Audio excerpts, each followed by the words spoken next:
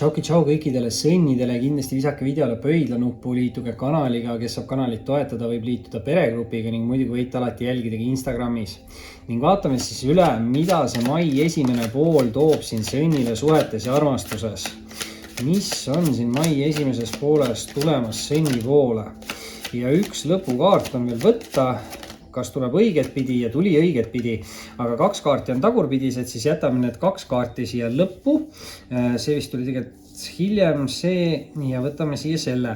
Nüüd muidugi siin on huvitav, et kohe esimese kaardina on sõnnile välja anda müntide 2. Kahed on alati sellised valikuvõimaluse kaardid, et kui valikuvõimalust on, siis see on ju tegelikult hea. Muidugi müntide 2 paindlikkus, võimalustega mängimine ja hea kohanemisvõime. Müntide 2 võib tähendada seda, et sõnnide ellu on tulemas mingi muutus. Tegemist võib olla ka materiaalse muutusega, sest mündid on nagu rahakaardid. Et võib olla mingid tööalased muutused.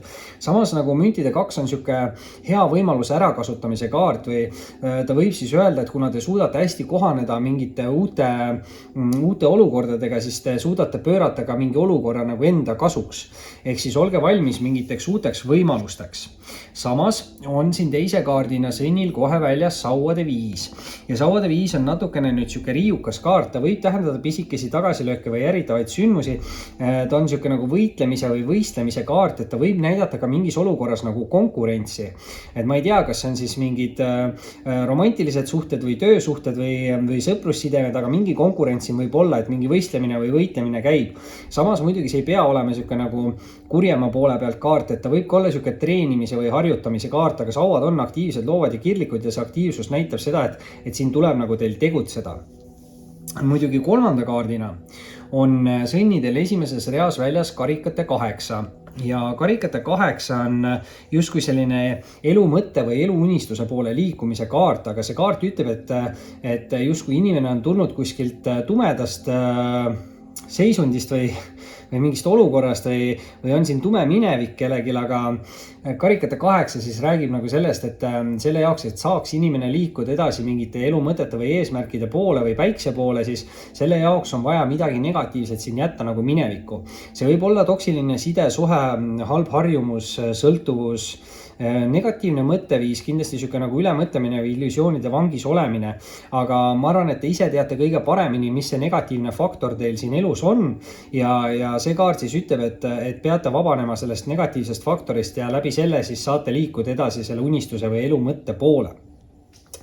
Küll aga nüüd teine rida alustab meil rippuva mehe või pooduga ja see kaart räägib natukene segastest tunnetest või emotsioonidest, et see kaart võib öelda seda, et toimub nagu korraga palju asju või samal ajal toimub nagu palju asju ja see võib tekitada segadust. Samas see kaart alati soovitab mitte nagu pead kaotada, et ärge laske mingitel asjadel ennast nagu liigselt häirida, et kui mingi müra on ümber, siis lülitage välja ja mõelge mingeid muid asju ja muidugi see kaart kindlasti ütleb ka nagu seda, et ei tohi liigselt kiirustada siin mingite oluliste või tähtsate otsustega, et kui te tunnete ennast emotsionaalsena või kurvana või isegi kurjana, siis kindlasti see kaart ütleb, et ei ole see õige aeg vastu võtmaks mingeid olulisi või tähtsaid nagu otsuseid, et pigem tasub ennem maha rahuneda ja siis uuesti asjad läbi mõelda, et ärge siis liigselt sõnnid kiirustage.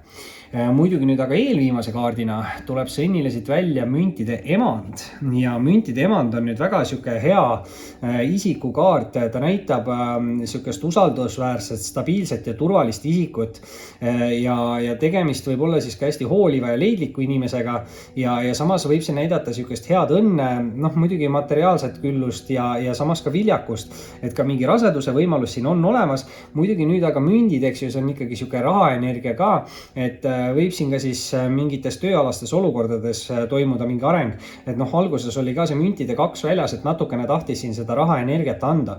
Nüüd muidugi emand, eks ju, naisenergia, aga sellegi poolest võib see tähendada kas naisterahvast või meesterahvast, sest mõlemal sugupoolel on tegelikult nii nais kui mees energiat, et see võib olla siis teie enda energia, aga ta võib ka olla austaja partneri või lähedase isiku energia. Sellisel juhul peaks olema siuke heal järjel olev austaja või siis viljakas austaja, ütleme nii. et väga hea energia ja viimase kaardina tuleb siit midagi veel paremat peale ja Senil on viimase kaardina tulnud välja maailmakaart. Ja maailmakaart on suure arkaani kõige viimane kaart ja lõpetab ta ära siis mingid vanad, võib-olla mitte nii edukad tsüklid. Ja noh, maailmakaart tähendab seda, et maailm on teile avanemas. Uued võimalused, uued valikud, uued inimesed, samas ka edukus ja see võidukus ja nagu see kaart ütlebki siis seda, et kui te ise tegutsete, siis te olete enda olukorras edukas ja saate teda uusi võimalusi. Muidugi see, et see maailm on avanemas, see võib tähendada sükest reisimist, kolimist, mingit asukoha muudatust, et see on hästi liikuv kaart, aga samas ta ongi jah, just süke hästi edukas ja võidukas kaart ja tõesti, ma ei tea, kas teil on siin mingi tsükkel lõppemas või mingi tsükkel lõppenud, aga uuel tsüklil see kaart lubab siis mingeid uusi väga tugevaid võimalusi või valikuid või inimesi.